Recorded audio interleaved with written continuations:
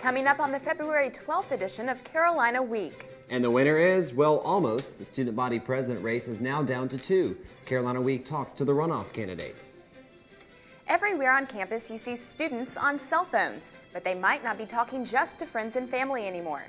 And Carolina Week will take an inside look at the J.C. burn unit, where victims of the Kinston explosion are being treated.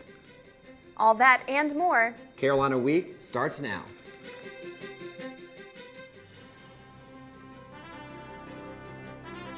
From the School of Journalism and Mass Communication at the University of North Carolina at Chapel Hill, this is Carolina Week.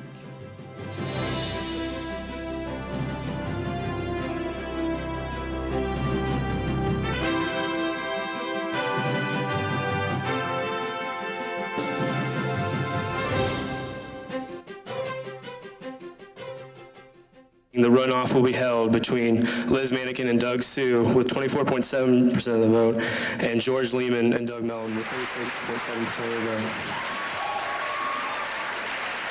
The runoff will be held between Shang Shin with 24.5% of the vote and Matt Tepper with 35.35% of the vote.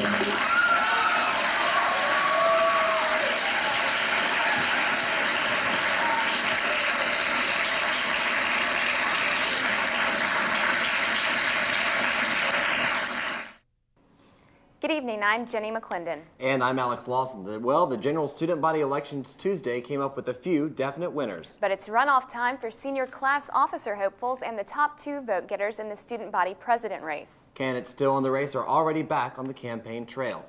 Candidates in the runoff election have another week of campaigning ahead of them, and some aren't wasting any time.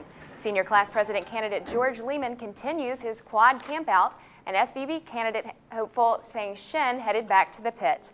Things were low-key today, but are bound to pick up during the coming week. And joining us now are the 2 remaining candidates in the SVP race, Shang Shin and Matt Tepper.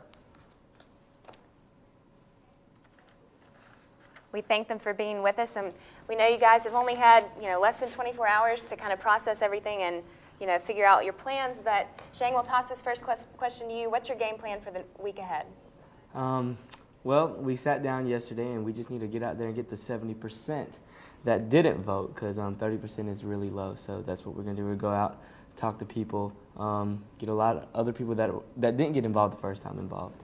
Now, budget-wise, I know you have $150 extra for this week. Did you have any money left over, or how are you with that? We had some money left over, but I don't think that carries over. I'm not sure about that, but I'm sure the board will get in contact with us about that. But I think it's $100 actually. I'm not sure. But so we just kind of have to use that efficiently. All right. Well, best of luck to you. Thank you. Now we'll toss it over to Matt Tepper. Matt, thanks for being here with us today, and again, congratulations to you. Thank you. What do you plan to do in the next week? Just a lot of what we were doing these past couple weeks. We're going to be out in the pit. We're going to be talking to people, just making sure everyone knows what's going on with the election and what we're standing for in our platform. Just get a lot of people involved in this runoff election on Tuesday.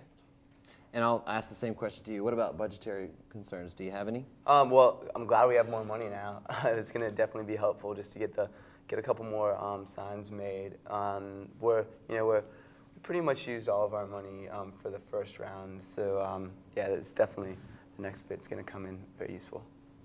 So what are your how hopeful are you? What kind of excitement do you have going into the last week? Oh, I mean, I'm definitely really excited. Kind of nervous too. It's another week, just making sure we can keep everything up that we did this past time, the past 2 weeks. So we just have to keep up the energy level and keep up just getting everyone out there. So hopefully we'll be able to do it. I think we will. Okay, congratulations and good luck to you. The runoff election will be next Tuesday. Join us that night for the live coverage of the final results. Well, Tuesday night students also voted for a new CAA president, and there were 3 referendums on the ballot as well. So here's a recap. This year, voter turnout was 30%. Now that's slightly lower than last year. Sherrell McMillan will be the new CAA president. He won with almost 90% of the vote. McMillan is the current CAA vice president. Students voted to make the student code gender neutral. There will be an increase in student fees. Part of that will go toward the development of the renewable energy sources.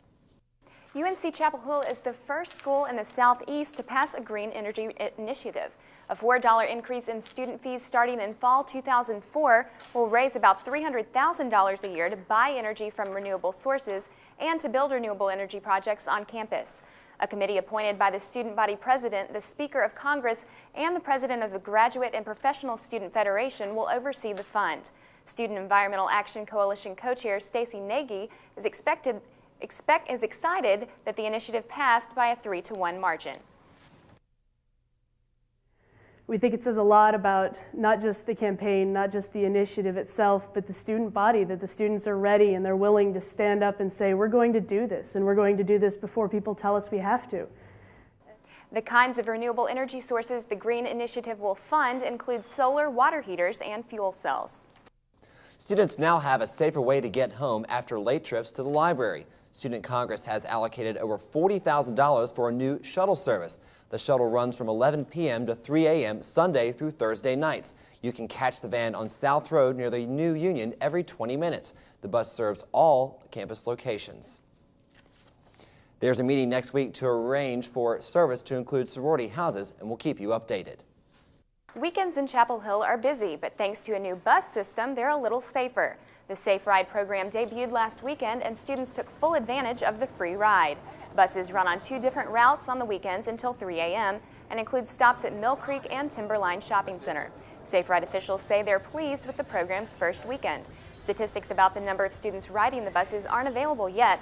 They should be in by the end of the month.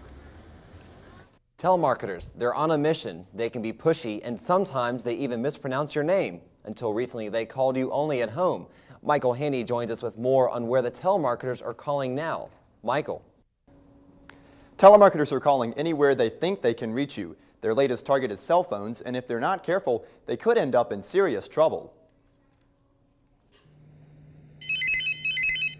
Many Carolina students get excited when they hear that sound. It usually means a friend or family member is calling to say hello, but not anymore. Several students say they've been receiving calls from telemarketers on their cell phones.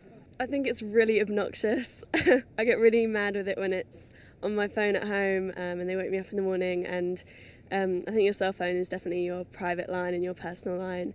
I think cell phones are meant for personal use in emergencies, and telemarketers shouldn't be calling your cell phone to try and get you to buy something or vote for somebody. It's bad enough when they call me in my room, and I don't like to give out my cell phone number to a whole lot of people. Guess what? It's against the law for most telemarketers to call you on your cell phone. The FCC prohibits telemarketing calls to cell phones under 2 conditions. First, the calls cannot be made by automatic dialing systems. Second, the calls cannot be pre-recorded. The State Attorney General's office says most telemarketing calls are made by automatic dialing systems. That means someone is breaking the law if those calls come to your cell phone. Director of Student Legal Services, Dottie Bernholz, says students do have rights. Under the law, if someone calls you and you don't want them to do that, demand their name and tell them to put you on a do not call list. You have a right under federal and state law to do that, and they're not supposed to call you again, and if they do, there are all kinds of fines and penalties. Bernholz says if telemarketers continue to call after you've asked them not to, they are violating FCC regulations. She says it's best to file complaints with both the FCC and the State Attorney General. You can also get yourself off most telemarketing lists. Check out our website at carolinaweek.org for more information. Alex? Okay, thanks a lot, Michael. In a crisis like the Kinston explosion, hospital employees must be ready for anything. Find out how UNC Hospitals reacted and is still helping when Carolina Week returns.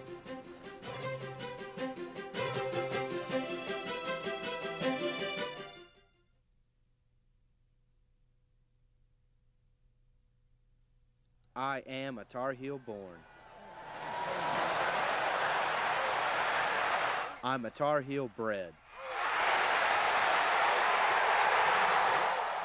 And when I die, I'm a Tar Heel dead. No one knows the real Carolina like a student. Carolina Week, the student news show.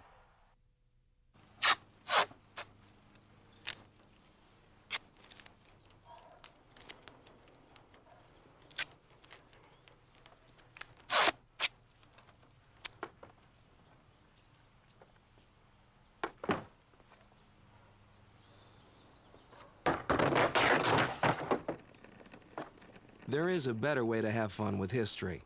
Visit americaslibrary.gov. Log on, play around, learn something.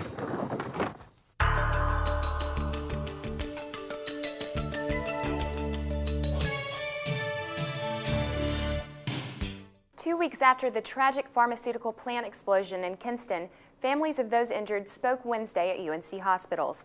Alongside Governor Mike Easley, families of the victims spoke about visiting their loved ones and shared optimism that UNC hospital staff would be able to get them home soon. Everybody had been so wonderful in every way. And it's just a blessing just to say, you know, that they're going to make it. You know, it's a long process, but I believe within my heart, by the power of God, that we will make it. This facility is not just something in Chapel Hill for Chapel Hill. The people in Kinston can tell you that. This facility serves, indeed, the whole state and the entire region and does a tremendous job. And I'm proud of the UNC Medical Center. One of the patients Governor Easley visited, Sheridanna Ratliff, is scheduled to be released Thursday. For 8 other burn patients, the NCJC Burn Center will be home for a while. Carolina Week reporter Gretchen Decker takes us inside. When news organizations first broadcast these images from the Kinston explosion 2 weeks ago, the burn unit at UNC hospitals started to mobilize. Nurse manager Fred Price was in a meeting when his pager went off.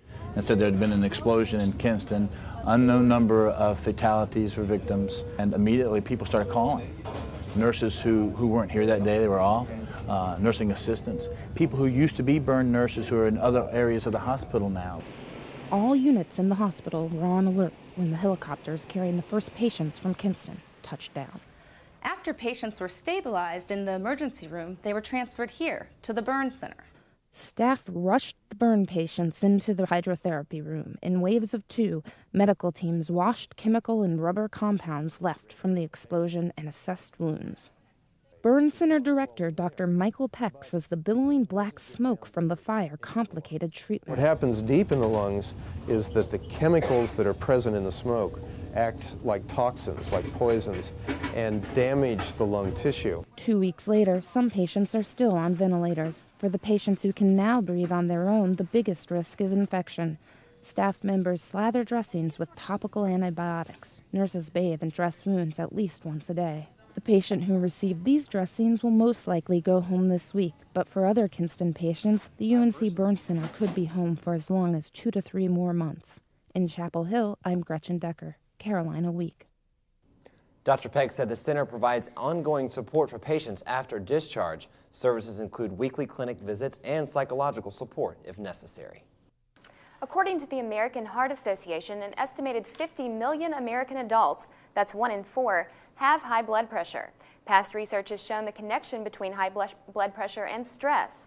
A new study at Duke University looks specifically at meditation as a means for reducing blood pressure. Amanda Crow has more. Durham resident Cynthia Chavius is learning meditation and relaxation techniques to help manage stress and lower her blood pressure. Stress raises blood pressure by increasing heart rate and narrowing blood vessels. As blood vessels get smaller, pressure builds, just the way narrowing a pipe increases the pressure of fluid on the pipe walls. The theory is when you relax, blood vessels begin to widen, heart rate slows down, and your blood pressure drops. Duke professor Jim Lane and nurse John Seskovich are studying how meditation affects blood pressure. Lane calls it the Calm Down Study. The primary objective of the study is to determine whether teaching people to meditate and teaching them to relax physically will help them lower their blood pressure. High blood pressure or hypertension can lead to serious health problems, including stroke and heart disease. There are medications to control blood pressure, but sometimes medications alone aren't enough. And I've had high blood pressure perhaps since I was 33 years old. And with the different medications that my doctors have tried, my readings still were not quite where they should be. Chavius says meditating helps her reduce daily stress levels. She is one of 120 participants in the study, which will run for up to 2 years. In this study, participants focus on a form of meditation that uses word repetition. Lane also recommends other relaxation practices, such as yoga and Tai Chi, as preventive measures for reducing stress. Techniques like Meditation and relaxation, once learned, can provide their benefits through the rest of your life at no additional cost and with no side effects. Full results of the study are expected by the fall of 2005. In Durham, I'm Amanda Crow, Carolina Week. Researchers worry about high blood pressure because it often has no warning signs or symptoms and can affect people of all ages. Our very own weather anchor, Jason Myers, is here now with the weather. That's right. I want to have a vote.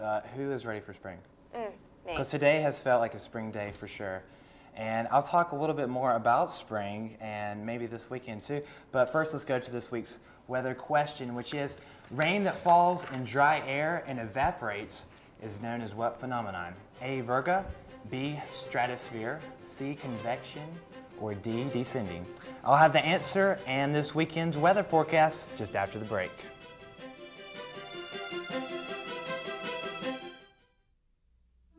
Uno de estos niños tiene problemas aprendiendo las letras. Una de ellas tiene problemas aprendiendo a leer. ¿Sabe usted cuál es? Aunque parecen iguales, algunos tienen problemas de aprendizaje. Si usted sospecha que su hijo es uno de ellos, hable ahora con su maestro, incluso si piensa que su problema está relacionado con el inglés. Llámenos ahora o visite nuestra página de internet. Los niños con problemas de aprendizaje también pueden aprender. Hey, there are a lot of ways we can help our community. Spending our money in Orange County, whether it's filling up the car or shopping at local businesses, helps maintain our roads, improves our children's schools, and creates jobs. Spending your money locally helps us all in a big way. So remember, shop Orange first.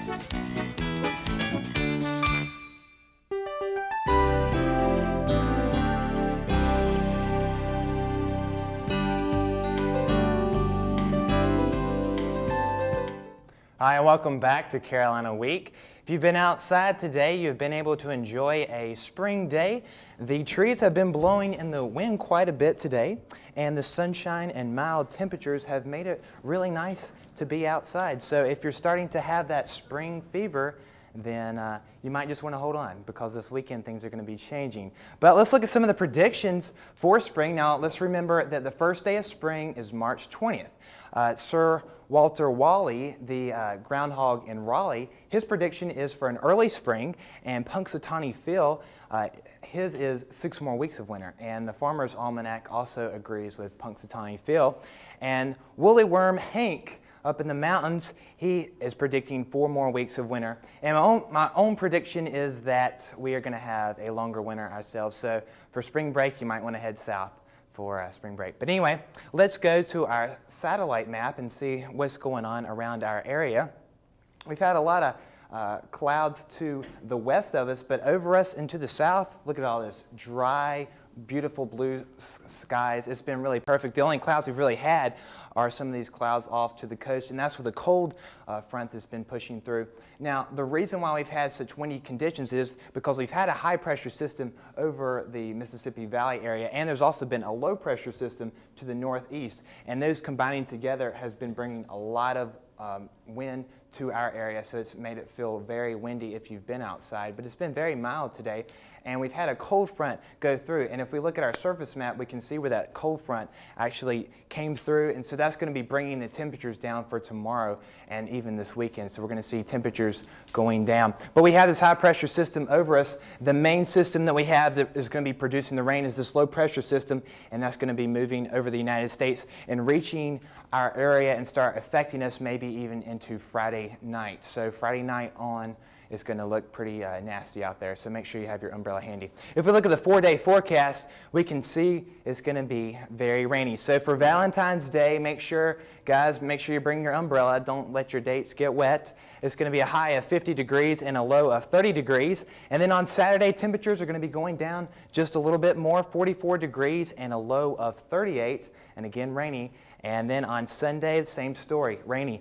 38 degrees though, so make sure you bundle up. It's going to be quite cold on Sunday, and then a low of 34 degrees, so there's not going to be much difference between the high temperature and the low temperature.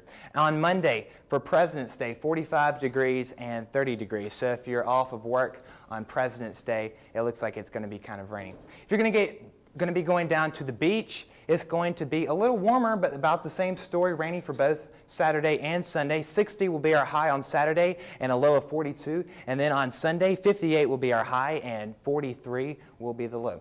If you're going to be going to the mountains, we're going to see temperatures a little cooler and rainy conditions continue. 44 will be our high, a low of 32.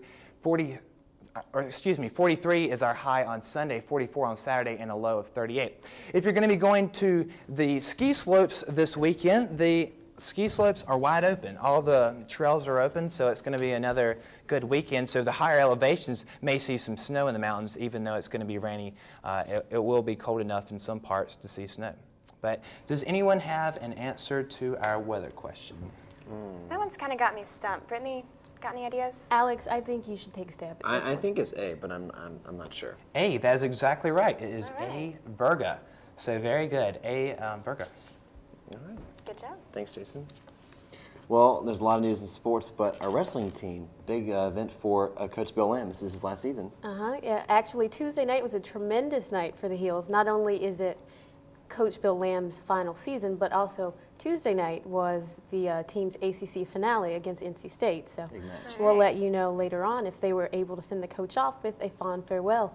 But coming up in sports, you've heard the sports cliches on ESPN, and apparently some college athletes and coaches have been listening to them too.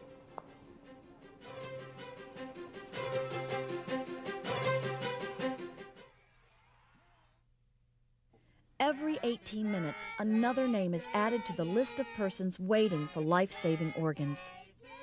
In North Carolina, your decision to donate will not be carried out unless your legal next of kin gives consent at the time of your death, even if you've indicated it on your driver's license with a red heart. Share your life, share your decision, so that your wishes may be carried out for you, and someone else's wish can come true.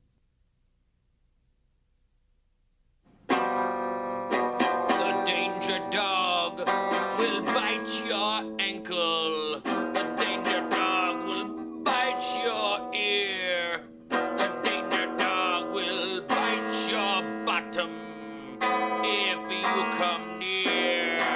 That's the danger dog. Dog. Want to feel appreciated? When you spend time with kids, anytime, it helps prevent crime.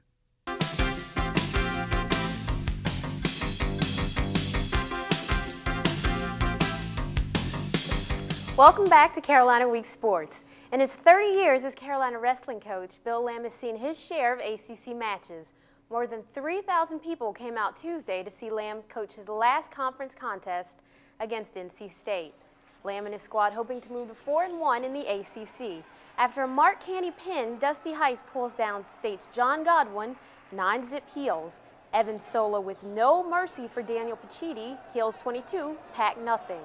Carolina wins the backyard brawl 22-12 and gives Lamb an emotional send-off. The Tar Heel track and field teams are hitting the stretch run of the indoor season. They hosted the Carolina Hills Challenge Saturday.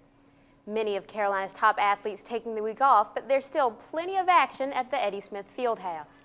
Liz Autry, Nicole Boykin, and Jessica Perry take off in the women's 5,000, and it's Perry who beats the other two heels to the finish and grabs second place. Kiara Underwood looks good in her heat in the 60-meter hurdles, but finishes third in the final behind winning teammate Lindsey Bond. On the men's side, Kevin Watson took the hurdles, and Vikas Gowda won the shot put. Camise Wright won the women's 400-meter run. There were no team scores for the meet. Now, if the wrestling team's matchup against NC State is called the backyard brawl, could Carolina's swimming and diving meet against State be considered a backyard splash? No matter what you call it, UNC's men's swimming and diving team hit the water Friday night for an away matchup with the Wolfpack. NC State gets off to a fabulous start in the 400-yard medley relay, edging the heels by a little more than a second. But that would be as good as it gets for State as the heels win the next 7 events, including a victory by senior Stephen Moore in the 1,000-yard freestyle. Carolina cruises past State 155-88. Next up for the heels are the men's and women's ACC championships in a little more than a week. Now, we understand it can be difficult for athletes to have to answer lots of questions after a game.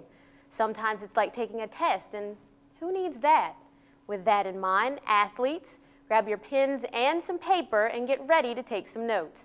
Aaron Mesmer has almost 2 minutes of non-committal statements that answer everything, but actually don't answer anything. We'll start with pregame preparation. What do you say when you're playing a team in the top 10 like the Maryland Terrapins? You throw records out the window when this game comes about. I mean, everyone's going to be watching, and everyone's going to be ready to play. A great answer. Carolina point guard Raymond Felton has another one. We're just going to come and play them just like it's any other team. Unfortunately, some questions are harder to answer than others are. Just tried to contain them, went into a zone, just basically tried to contain them. Oh, that one hurt, Jackie. Now what you could have said was, I just got to come out and play solid. You just got to go out and play hard. We gave a great effort, and that's all we can ask for. Let's try this again, Jackie. What are you going to do when you play a team like Duke? Just go out there and play hard. Okay, we're getting the hang of this. But what if you carry your team to a win like Candace Sutton did against Georgia Tech? It's just a great team effort tonight. That's good. Keep it humble. Men's soccer player Ryan Kneiper knows what to say when you hit a game-winning shot or goal. We got to show what we did today and never give up to the last second of the game. Here's one for you to bring back to the coaches. Win or lose, you must at some point compliment the crowd, even if it is in mid-sentence. He gave our guys the courage that despite, I thought the crowd was great, despite how well Carolina played, we were going to try to figure out a way to win the game. One final rule. If you can, rattle off as many cliches to the reporters as possible in one comment. We're just going to play UConn as another game. We know they're a great team. We're just going to practice, prepare for them, and just come out and just play a hard game. You know what I'm saying? As long as we give it 100%, I think we have a good chance of winning. Very efficient, Ray. A cliche every 2 seconds. So remember, as long as you give a 100% hard-played, hard-fought, crowd-pleasing effort, the answers should just come naturally. Taking things one day at a time, I'm Aaron Mesmer, Carolina Week Sports. Tonight, maybe the men's basketball team will give a hard 100% effort against Virginia. We'll have to see. Look for a good team effort there. Yeah. Okay, thanks a lot, Ray. Thanks. Well, Valentine's is almost here. We'll give you a few gift ideas when Carolina Week returns.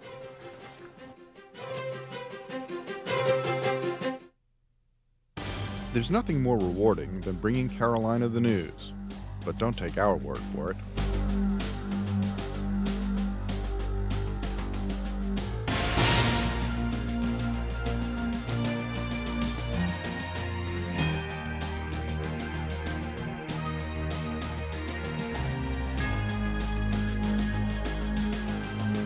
Carolina Week.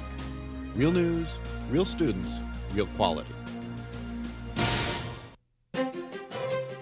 If you have a story idea, contact Carolina Week at 843-8292. You can also visit us online at carolinaweek.org. If you have questions about this program, write Carolina Week at Campus Box 3365, UNCCH, Chapel Hill, North Carolina, 27599.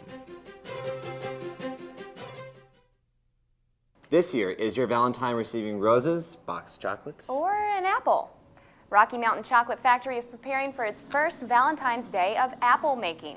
The store sold more than 3,000 apples in December. These Granny Smith apples are covered with caramel and topped off with nuts, chocolate chips, cherries, and even marshmallows. This is Grandma's Apple Pie, the best seller here. There are 28 flavors costing anywhere between $2 and $8. If your sweet thing has a big-time sweet tooth, it might be worth it.